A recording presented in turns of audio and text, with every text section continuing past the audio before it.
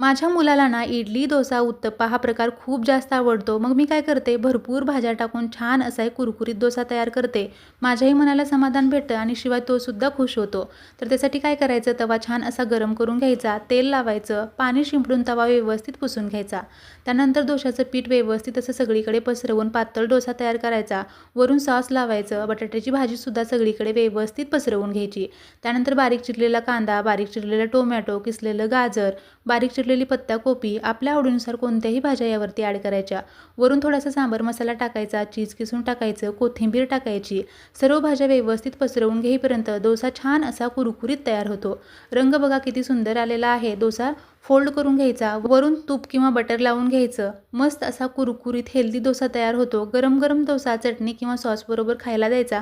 माझ्या तर मुलाला प्रचंड आवडतो. तुम्ही सुद्धा नक्की बनवून बघा. व्हिडिओ आवडला असेल तर like, share and subscribe. Thank you.